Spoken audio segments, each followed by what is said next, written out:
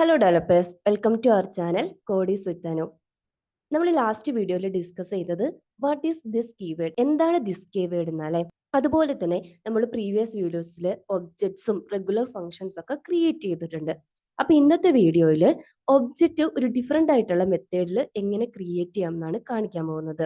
അതായത് ഇന്നത്തെ നമ്മുടെ ടോപ്പിക്ക് കൺസ്ട്രക്ടർ ഫംഗ്ഷൻ ആണ്. എനിക്കൊരു പേഴ്സൺ ഒബ്ജക്റ്റ് ക്രിയേറ്റ് ചെയ്യണം. നെയിം, ഏജ്, ഈ രണ്ട് പ്രോപ്പർട്ടീസ് ആണ് ആ ഒബ്ജക്റ്റിൽ വേണ്ടത്. അപ്പൊ ഇങ്ങനെ പറയുമ്പോൾ സാധാരണ നിങ്ങൾ എങ്ങനെയാ ക്രിയേറ്റ് ചെയ്യുക?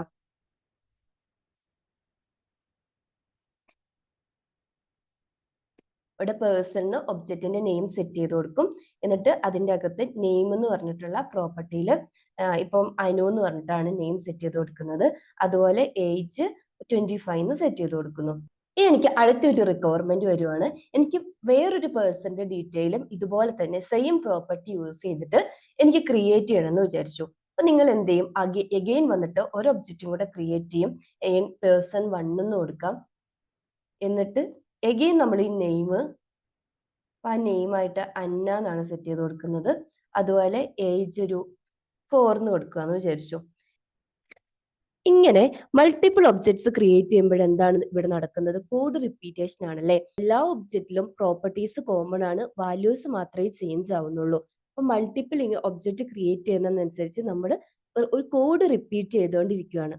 നമ്മളൊരു ഡെവലപ്പർ ആകുമ്പോൾ നമ്മൾ ഏറ്റവും കൂടുതൽ ശ്രദ്ധിക്കേണ്ട കാര്യമാണ് കോഡ് റിപ്പീറ്റേഷൻ മാക്സിമം അവോയ്ഡ് ചെയ്യാം.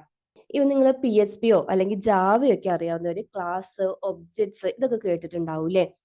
എന്തായിരുന്നു ക്ലാസ് എന്ന് പറഞ്ഞാൽ ബ്ലൂ പ്രിന്റ് ഓഫ് ഒബ്ജക്റ്റ് എന്ന് പറയും. നമ്മൾ ഇന്ന് ക്ലാസ് അല്ലാട്ടാ നോക്കണ്ടേ, അറിയില്ലെങ്കിലും കുഴപ്പമൊന്നുമില്ല, ഞാൻ ജസ്റ്റ് പറഞ്ഞു എന്ന് മാത്രമേ ഉള്ളൂ. വീടിനൊക്കെ പ്ലാൻ വരയ്ക്കുമ്പോൾ ബ്ലൂ പ്രിന്റ് ക്രിയേറ്റ് ചെയ്യാറില്ലേ?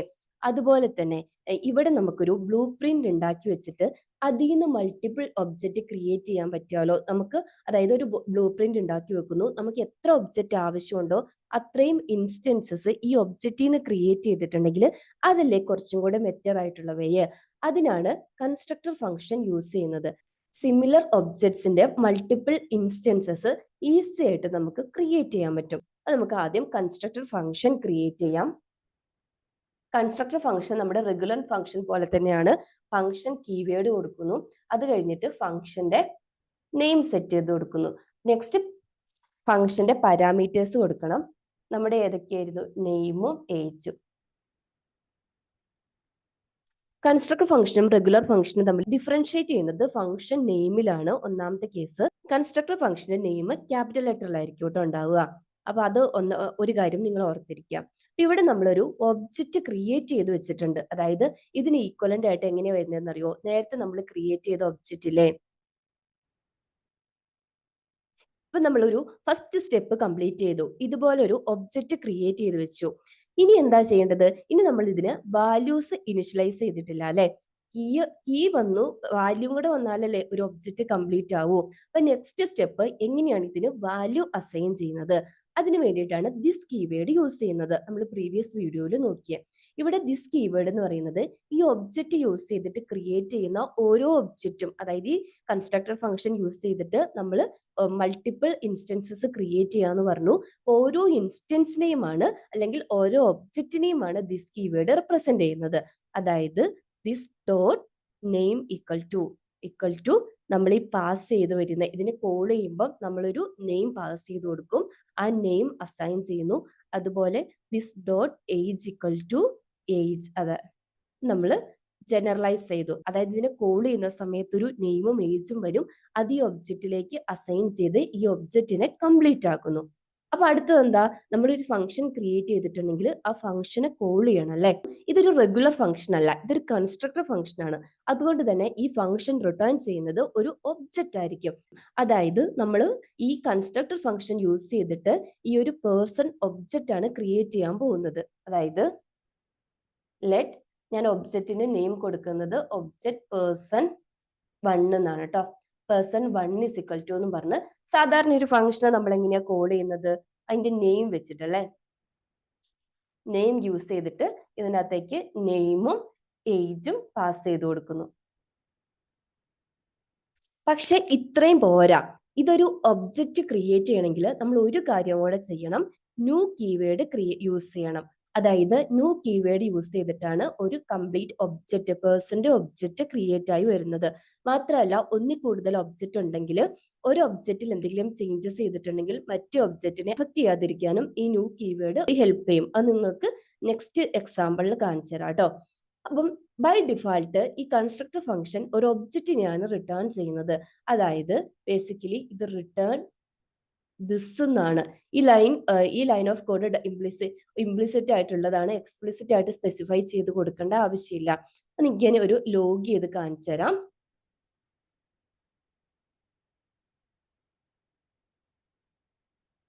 ഇത് കണ്ടില്ലേ, പേഴ്സൺ ഒബ്ജക്റ്റ് ക്രിയേറ്റ് ആയിട്ടുണ്ട്. അപ്പോൾ കൺസ്ട്രക്ടർ ഫംഗ്ഷൻ എന്ന് പറയുന്നത് ഞാൻ നേരത്തെ പറഞ്ഞ പോലെ തന്നെ ഒരു സിമിലർ ഒബ്ജക്ട്സിന്റെ മൾട്ടിപ്പിൾ ഇൻസ്റ്റൻസസ് ക്രിയേറ്റ് ചെയ്യാൻ വേണ്ടിയിട്ടാണ്. ഇനി നമുക്ക് വേറൊരു ഒബ്ജക്റ്റും കൂടെ ക്രിയേറ്റ് ചെയ്യാം. സെയിം പേഴ്സൺ ഒബ്ജക്റ്റ് യൂസ് ചെയ്തിട്ട് മറ്റൊരു ഒബ്ജക്റ്റും കൂടെ ക്രിയേറ്റ് ചെയ്യാം. പേഴ്സൺ 2 എന്താണ്, അഗെയിൻ ന്യൂ കീവേഡ് യൂസ് ചെയ്തിട്ട് പേഴ്സൺ കൺസ്ട്രക്ടർ ഫംഗ്ഷനെ കോൾ ചെയ്യുന്നു. നെയിമും ഏജും പാസ് ചെയ്ത് കൊടുക്കുന്നു. ഇനി ഞാൻ ഫസ്റ്റ് ഒബ്ജക്റ്റിൽ ഒരു ചേഞ്ച് വരുത്താൻ പോവാണ്. ഒബ്ജക്റ്റ് 1ന്റെ ഏജ് എന്ന് പറഞ്ഞിട്ടുള്ള വാല്യൂ ഞാൻ 25 നിന്ന് ഒരു 27ലേക്ക് ചേഞ്ച് ചെയ്യുവാണ്.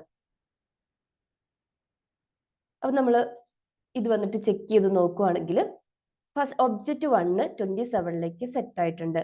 ഇനി നമുക്കിത് ഒബ്ജക്റ്റ് 2 ഒന്ന് ചെക്ക് ചെയ്ത് നോക്കിയാലോ. അതായത് ഒരു ഒബ്ജക്റ്റിൽ വരുത്തുന്ന ചേഞ്ച് മറ്റേ ഒബ്ജക്റ്റിനെ അഫക്റ്റ് ആവൂല എന്ന് നമ്മൾ പറഞ്ഞു. ഇത് കൺഫേം ചെയ്യാൻ വേണ്ടി ഇത് കണ്ടല്ലേ, ഒബ്ജക്റ്റ് 2 ആസ് ഇറ്റ് ഈസ് നമ്മൾ എങ്ങനെയാണോ അതിനെ കോൾ ചെയ്തപ്പോൾ ഉണ്ടായിരുന്നത് അതുപോലെ തന്നെയാണ് നെയിമും ഏജും ചേഞ്ച്. നമ്മളിവിടെ അനു തന്നെയല്ലേ നെയിം സെറ്റ് ചെയ്തത്, നമുക്ക് വേണമെങ്കിൽ മാറ്റിയിട്ട് അന്നാക്കി നോക്കാം. അതേ നെയിം തന്നെ, ഒരു ഡിഫറൻസും ഇല്ലാതെ ആ കോഡ് ചെയ്തപ്പോൾ ഉള്ള വാല്യൂ ആണ്. അതാണ് പറഞ്ഞത്, ഒരു കൺസ്ട്രക്റ്റഡ് ഫംഗ്ഷൻ യൂസ് ചെയ്ത് ഒരു ബ്ലൂ പ്രിന്റ് പോലെ ഇത് വർക്ക് ചെയ്യും.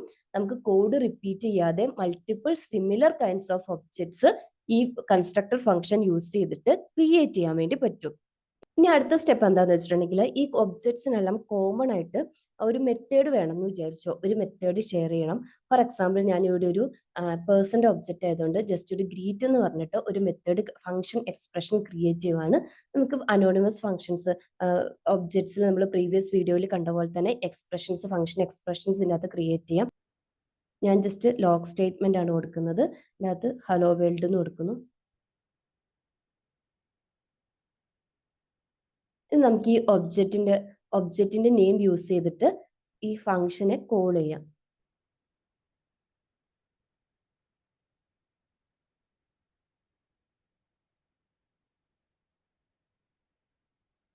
നമ്മളിവിടെ വന്ന് ഒബ്ജക്റ്റ് ചെക്ക് ചെയ്യുന്ന സമയത്ത് പ്രോപ്പർട്ടീസും മെത്തേഡ്സും വന്നിട്ടുണ്ട്. അതുപോലെ തന്നെ നമ്മൾ ഫംഗ്ഷനെ കോൾ ചെയ്യുന്ന സമയത്ത് അതിനകത്തുള്ള കൺസോൾ സ്റ്റേറ്റ്മെന്റും വർക്ക് ആയിട്ടുണ്ട്. റെഗുലർ ഫംഗ്ഷൻ പോലെ ഈ കൺസ്ട്രക്ടർ ഫംഗ്ഷൻ എന്തെങ്കിലും റിട്ടേൺ ചെയ്യുന്നുണ്ടോ എന്ന് നമുക്കൊന്ന് ചെക്ക് ചെയ്ത് നോക്കാം.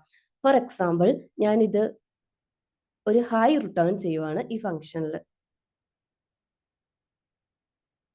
നമുക്ക് ചെക്ക് ചെയ്തിട്ടുണ്ടെങ്കിൽ അറിയാം ഈ ഫംഗ്ഷൻ റിട്ടേൺ ചെയ്തിരിക്കുന്നത് ഇത് കൺസിഡർ ചെയ്യുന്നേ ഇല്ല. അതായത് ഒരു കൺസ്ട്രക്ടർ ഫംഗ്ഷൻ നോർമലായിട്ട് ഒന്നും റിട്ടേൺ ചെയ്യാറില്ല, ഈ ഒരു ലൈനിനെ ഇത് സ്കിപ്പ് ചെയ്യുവാണ് ചെയ്യുന്നത്. അതൊരു ഡിഫറൻസ് ആണ് കേട്ടോ റെഗുലർ ഫംഗ്ഷനിൽ നിന്ന്. അപ്പൊ ഒന്നും കൂടെ സമ്മറൈസ് ചെയ്യാം.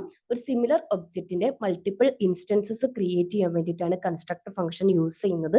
ഫോർ എക്സാമ്പിൾ നമുക്കൊരു പേഴ്സന്റെ മൾട്ടിപ്പിൾ ഒബ്ജക്ട്സ് ക്രിയേറ്റ് ചെയ്യണമെങ്കിൽ സാധാരണ ഫംഗ്ഷൻ പോലെ തന്നെ കൺസ്ട്രക്ടർ ഫംഗ്ഷൻ ക്രിയേറ്റ് ചെയ്യാം.